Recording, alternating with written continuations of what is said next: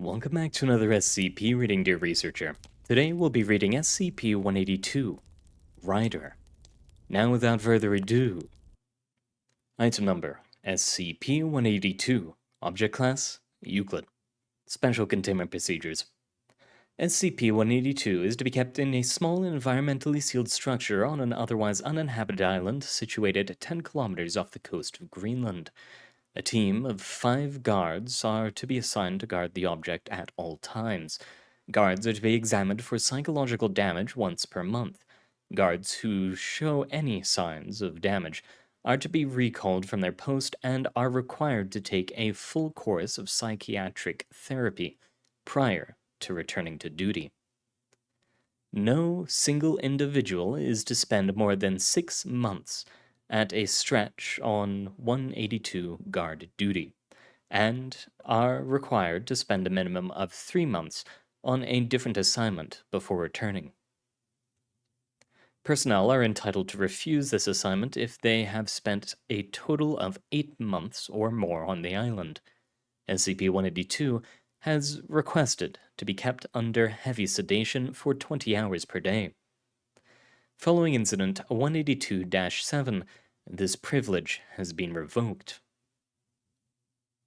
Description: SCP-182 is a Caucasian male of average build, roughly 45 years of age, and has suffered heavy abdominal and cranial scarring at an unspecified point in the past, by the subject's own admission, shortly before he was admitted into the care of the Foundation.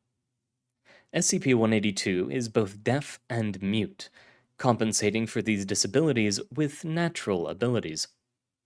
SCP-182 has displayed the ability to passively enter the minds of other animals, including humans, and to perceive sight and sound through their senses, in effect, riding as a passenger in their minds.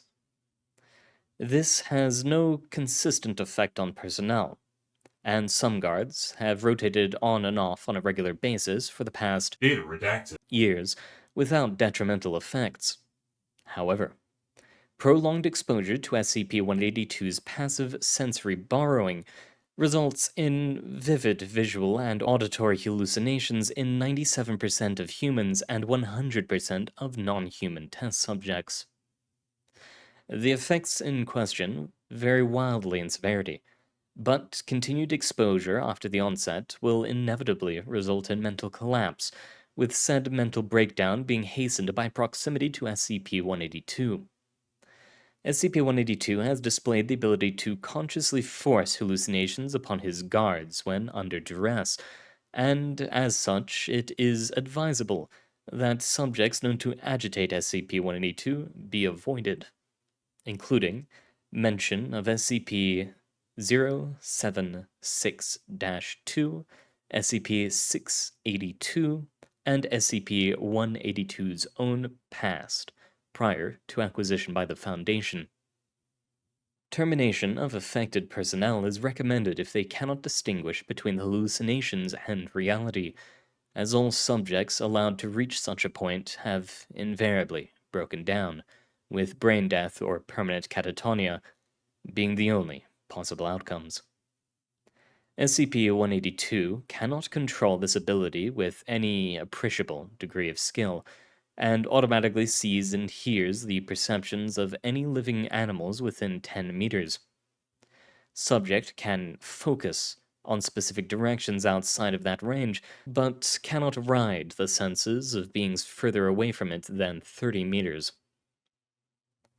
SCP-182 additionally manifests the ability to project its thoughts into the mind of any individual whose senses it rides. This mental speech is the only known source of information about the subject and has been described by guards as akin to being spoken to by a small human between their ears. SCP-182 exhibits no mimetic or telepathic hazard stemming from this speech, though subjects report that his voice is always a component in their hallucinations. Addendum 182-1. SCP-182 claims that the incident that resulted in the loss of its speech and hearing also manifested its telepathic talents. It is not presently clear whether this was a deliberate goal of the torture subject was subjected to, or whether the apparently life or death situation caused previously suppressed powers to manifest. Questioning in this vein is to be discouraged, as SCP-182 has become agitated in the past and has successfully attempted to accelerate the rate of mental breakdown in his handlers, resulting in Data redacted. casualties during the first questioning. Addendum 182-2. It has been suggested that SCP-182 be used as a translator with other SCPs who appear capable of thought but not of communication. Given the side effects of proximity to SCP-182, this request has been denied. Incident Report 182-7. Audio report recovered from guardhouse. Voice identified as a Foundation agent. The recorded date is redacted. Yeah, so we got the letter this morning from O5 saying the sedation was approved. The doctor went out to tell 182. Guy seemed pretty happy, clapping his hands and everything. Like a little kid. Shot him up. He was out like a light. Slept a few hours, then the doctor went in to check on him. Make sure he was still breathing. Didn't want a casualty, yeah? Anyway, I'm in the other house. We'd got up a good game of 21 when I heard Doc screaming his lungs out. Something about spiders or... what? Following this, the tape records 7 gunshots. Audio analysis indicates they were fired at a point above and to the left of the microphone. God damn it. We thought Doc had finally cracked. He had been seeing little things out of the corner of his eye for a few days. We figured 182 had got to him. We drew straws to see who'd have to go get his body. One of the other agents drew the short straw. Guy was fresh out here. Just been assigned last week. Damn it. I should have gone instead. His screams started a few minutes later. Everyone got up at that point. We started walking out there. Snow everywhere. Should have transferred out of here before. Ugh. Another 8 gunshots are heard, followed by repeated clicking. Subsequent sounds determined to be the replacement of an empty magazine. Ah! These things!